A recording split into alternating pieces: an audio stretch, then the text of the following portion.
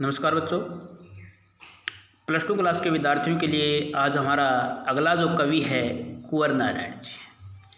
तो plus two class के विद्यार्थी जो कवि हमारे हैं, इनकी दो कविताएं हमारे सिलेबस में जोड़ी गई हैं। कविता के बहाने, बात सीधी थी पर, ये दो कविताएं हमारे सिलेबस में जोड़ी गई हैं कुंवर नारायण जी की। और इनका जो जीवन परिचय है वो आज हम पढ़ेंगे। लगभग परीक्षाओं में पूछा जाता है कुंवर नारायण जी, इसलिए इसको अच्छी तरह से याद कर लेना और अपनी कॉपी में लिख भी लेना। तो कुंवर नारायण जी का जीवन परिचय हम पढ़ेंगे, कम शब्दों में पढ़ेंगे ताकि आपको अच्छे प्रकार से याद हो जाए। इस जीवन परिचय याद करने के बाद इसको इतना ज़रूर याद करें कि इसको अच्छी प्रकार से आप परीक्षा में लिख सकें।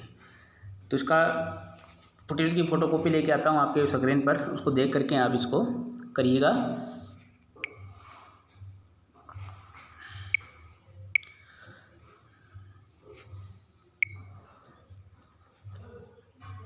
ये हमारे कवि हैं कुंवर नारायण जी, और इसको अच्छी प्रकार से पढ़ करके याद कर लेना जी। देखिए, जन्म इनका कहाँ हुआ था, इनकी रचनाएं कहाँ हुई थी, क्या कौन कौन सी थी, इनका साहित्यिक विशेषताएं क्या हैं, इनकी भाषा शैली क्या है, ये सारी चीज़ें हम भी आज अपनी इस वीडियो के माध्यम से अध्ययन करेंगे। तो कुंवर नारायण जी क्या है, हिंदू साहित्य के एक महान कवि माने जाते हैं, प्रमुख कवि माने जाते हैं।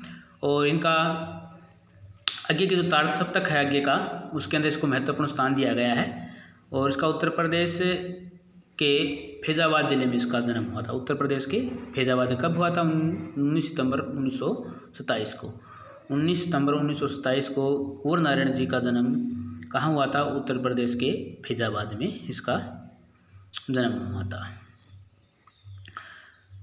और उनके आगे क्या क्या है, इनकी प्रारंभिक जो शिक्षा थी वो कहाँ हुई थी? स्कूल में हुई थी इनकी प्रारंभिक शिक्षा इनकी जो स्थानीय स्कूल था इनका, जो वहाँ जहाँ पर रहते थे ये, वहीं पर की इन्होंने। और इसके बाद इन्होंने लखनऊ विश्वविद्यालय से शिक्षा ग्रहण की। इसके बाद क्या किया, लखनऊ चले गए ये, और वहाँ से इन्होंने शिक्षा प्राप्त की अपनी। और कुछ दिन तक युग चेतना नामक प्रसिद्ध साहित्य में मासिक पत्रिका का इन्होंने संपादन किया। एक पत्रिका निकाली युग चेतना, और उसका संपादन भी इन्होंने किया। और ये भ्रमणशील व्यक्ति थे, एक स्थान से दूसरे स्थान पर चलते रहना इनका व्यवहार था। ये बहुत से देशों में गए, बहुत से देश का इन्होंने भ्रमण किया था। जैसे गए नाम थसते हैं इनके, पोलैंड गए, ये रूस गए, चीन गए, और चेकोस्लोवाकिया गए, इन देशों का इन्होंने भ्रमण भी किया। और ये साहित्य से ओतप्रोत थे, साहित्यकार, अच्छे साहित्यकार थे ये। और इनकी जो प्रमुख रचनाएं हैं वो आपके सामने दिखाई दे रही हैं। तो सामने इसकी प्रमुख रचनाएं कौन कौन सी हैं देखिएगा। प्रवेश हम तुम आपके सामने, कोई दूसरा नहीं, इन दिनों काव्य संग्रह है इन दिनों इसका। आत्मजयी, आज और आज से पहले, ये समीक्षा है इनकी। आकारों का आसपास, कहानी संग्रह, मेरे तथा मेरे हस्ताक्षर, ये इसकी कुछ रचनाएं हैं। और इसको पुरस्कार भी दिए गए रचनाओं से। तो पुरस्कार इनको कौन से मिले? राष्ट्रीय कबीर सम्मान मिला इनको, साहित्यिक अकादमी पुरस्कार मिला इनको, प्रेमचंद पुरस्कार मिला इसको, कुमारन आसान पुरस्कार मिला, व्यास सम्मान, लोहिया अति विशिष्ट सम्मान भी इसको मिला है। तो इसके काव्य संग्रह में और कुछ और भी बहुत सी चीज़ें आती हैं, जिन्हें चक्रव्यूह 1956 में लिखा था। ठीक है। तो प्रवेश हम तुम, आमने सामने, कोई दूसरा नहीं, इन दिनों आदि, इसके क्या हैं? काव्य संग्रह हैं। और प्रबंध वाक्य इसके वे काव्य हैं, प्रबंध काव्य हैं। इसके अंदर दिखाया गया है, देखिए, आत्मजयी। कौन सा है? आत्मजयी। कहानी संग्रह आकारों के आसपास, इसको कहानी संग्रह क्या है? आकारों के आसपास कहानी संग्रह है इसका। और समीक्षा भी इन्होंने की है। समीक्षा भी क्या की है इन्होंने? समीक्षा के अंदर आज और आज से पहले, आज और आज से पहले इन्होंने समीक्षा के रूप में किया है। और एक इसका साक्षात्कार भी है, मेरे साक्षात्कार। ठीक है, इसके ये काव्य प्रमुख रचनाएं रही हैं। और कुंवर नारायण जी काव्य संबंधी उच्च कोटि के एवं श्रेष्ठ जो लेखक हैं वो माने जाते हैं। तीसरे सप्तक में कुंवर नारायण जी ने तो अत्यंत वक्तव्य दिया है कि उनके आधार पर उसकी भव्य दृष्टि को बहुमुखी समझा जा सके। और उनकी काव्य चेतना अत्यंत श्रेष्ठ भी है। और उसकी काव्य चेतना की बहुत सी जो विशेषताएं हैं वो आपके सामने दिखाई गई हैं। देखिए, कुंवर नारायण जी ने सन 1950 के आसपास काव्य लेखन का कार्य आरंभ किया। उन्होंने काव्य रचना के अलावा चिंतन परक लेख, कहानियाँ, सिनेमा तथा अन्य कलाओं पर कई समीक्षाएं भी लिखी थी, किंतु उनकी कविता की विधा ने उनके सृजन कर्म में हमेशा ही प्राथमिकता प्राप्त की है। तो एक तो इनका वैज्ञानिक दृष्टिकोण भी रहा है, अपनी जो कविता लिखी ना वैज्ञानिक दृष्टिकोण रहा है इनका, विचार पक्ष की प्रधानता भी रही है, प्रतीकात्मकता है, नगरीय संवेदना का चित्रण इन्होंने किया है, सामाजिक चित्रण इन्होंने किया है, मानवतावाद इनके लेखन में है।